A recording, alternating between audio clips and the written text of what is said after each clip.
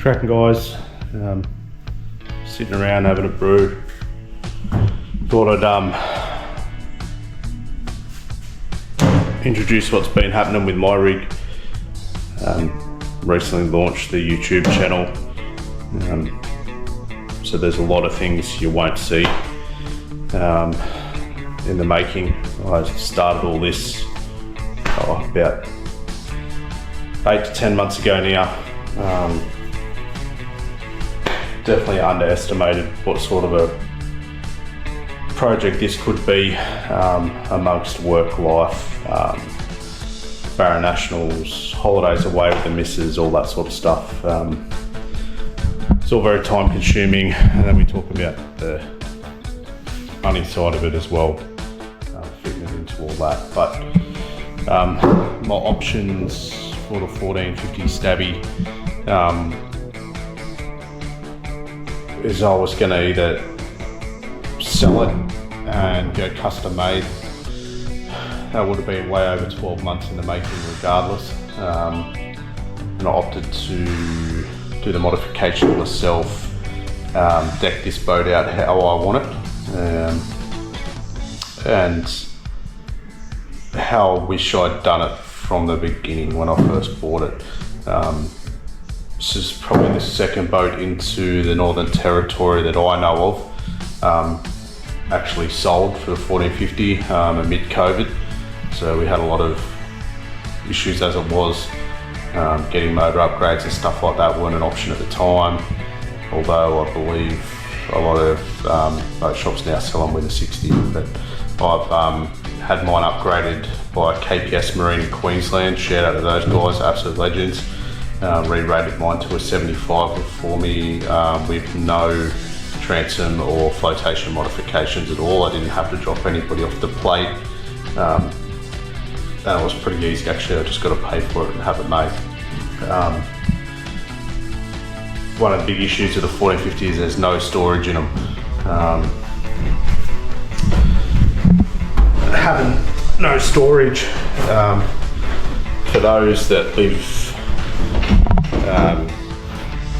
down south, I guess, that do nothing but use this boat in lakes and dams and all that sort of stuff, that's great. Storage won't be an issue for you. But someone like myself uses it on a lot of river systems up here in the NT. I've had it over in Queensland, I've had it over in Broome. I had it probably 90 k's off Broome, catching trout and all that sort of stuff. And out here off Dundee Beach and all that sort of area where I go 90 k's plus all the time. When you get a bit of chop, you've got everything bouncing around your feet. It's nothing but a pain in the arse. So, and I'm an avid barra fisher, love chasing meteries, haven't caught enough of them. I always wanted to have a big cast deck, so I sold the motor, I sold all the electrics.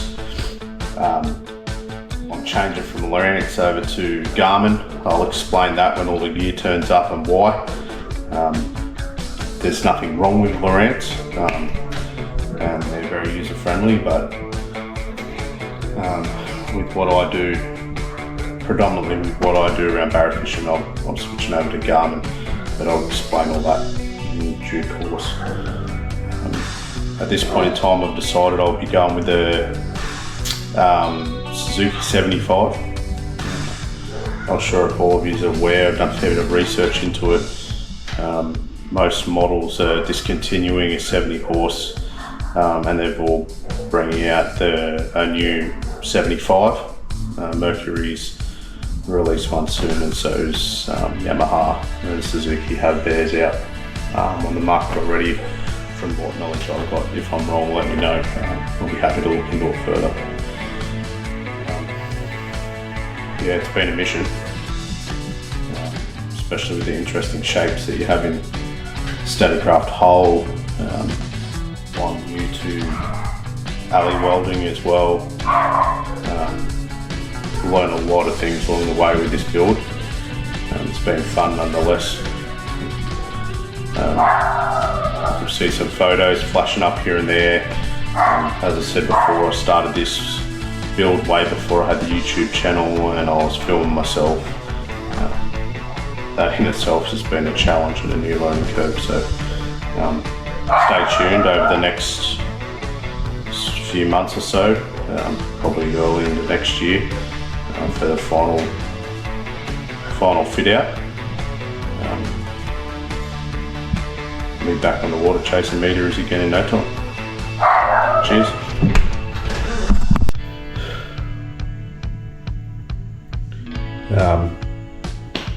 See this picture here shows a bit of the intricate shape of the inside of the hull there of the stabby. That took me well over an hour or so to come up with the cardboard cutouts. Measure everything 300 times to cut once, and everything that I've done with this cast deck's made out of 4mm alley, just for that added strength. Made bracing it that little bit easier too. We've only got limited space to clamp everything down, make sure everything holds in place. Aluminium heats up a fair bit, warps a lot more than mild steel does, so you can take all that into consideration too. So I always over-engineer the hell out of everything. This next couple of videos, guys, and photos, just want you to take note of the little side pockets that I put in. I added some vertical braces just to help take a bit of the flex out of the channel around the outside for the water to drain, and it gives me options to bolt things to. For example, I put me fire extinguisher up on one of them. Just another over-engineering thing that I did.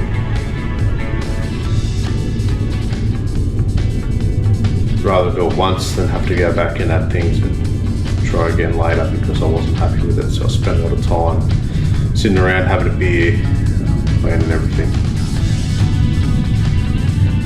Spent hours sitting in the boat, missus is wondering what the hell I was doing. Anyway, once I got to this point in the build, it was time to reinstall the side console. Now, one thing that sort of really annoyed me, and I thought STABICRAFT was a bit above the rest, especially with the amount of money that you have to spend for a STABICRAFT. Now look, they're good build quality, don't get me wrong, and this is just nitpicking, but for a tinny pretty much, and the amount of money I spent on it, I thought these finer details would have been sorted out. But anyway, with the side console, where the lowest point on it bolts to the boat, there was no bolt holding that into the side, and there's no drain hole in that lowest point for water to run away. Those of us that are in a very wet environment and all that sort of stuff, and the way consoles are mounted on the top, yes, I get it, you can get a rubber up the top and you can do your best to try and stop the water going in and all that sort of thing. But when you've got all the cables and that coming up through the top, and I probably guess that might be part of the fit out problem with the dealer that I use as well, but I'm not even going to get started on that. When water runs in through the top, water's got to come out the lowest point. So wherever it runs in down the sides, wherever it makes its way down there, needs a hole at the bottom to run out of. Just something STABICRAFT had overlooked, and I thought they might have been a bit better than that. But anyway, I'm still happy with the build quality. And once this was reinstalled, then it was on to the hinges for the cast deck. A couple of different options when it came to the hinges. Now, spoken to a few alley fab guys, a couple of boat builders, and I could have went and welded the aluminium hinges on there. That in itself can pose an issue just because of vibrations on roads and on the water and everything like that. Without putting stoppers in, they can move and it just becomes a bit of a pain in the butt. So after a few discussions, talking to all the right people up here in the territory, I don't know if you've been up here to the territory, but they're probably the worst roads you'll ever drive in the world towing a boat on, especially some of the dirt roads. So I opted for Stano hinges, 3 Stano hinges. I probably could have got away with 2. Again, I over-engineer everything, so I put 3 on there. These outdoor Stano hinges in particular, I've been advised from a few canopy guys, a couple of boat guys, builders of the like, that have never had a problem with them over the 10-15 years that they've been building stuff. So I followed their advice, and that's why I've gone with the Stano hinges. Cracking guys, about to fit my locking mechanism for the cast deck today. As you can see here, I've made up my my template. All I can say is measure 300 times, cut once. You have to cut into a deck and you stuff it up. Redoing this starts becoming an expensive venture, and the advantages of do it yourself almost start going out of the window. Like, there's little things that are taken into consideration. The gap that's in here, the distance the compression lock sticks out, the distance from there to the front edge of the deck, to where the lip is underneath, all that sort of stuff's got to be taken into consideration. And if you stuff it up, it's a hard lesson learned. Just installed the latch / locking mechanism for the 1450 cast deck. I'm happy with it, although I bought this one from UES, and where the plastic mould on the side here, there's bolts in each corner, which is fine, but some of these sides they bulge up a bit, so I've had to make my own Sikaflex gasket to make sure it all seals. Not a big deal, but yeah. It's quite easy to open. Pressure lock.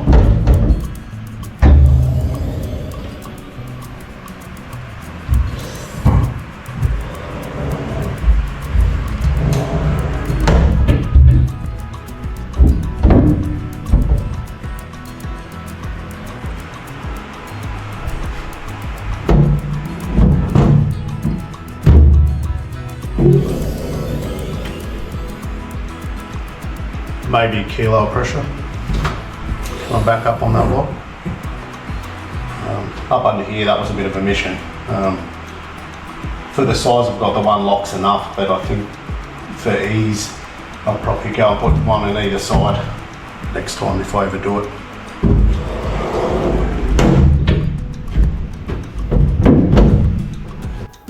Thanks for watching, guys. Stay tuned. That's stage 1 of the Stabby build done.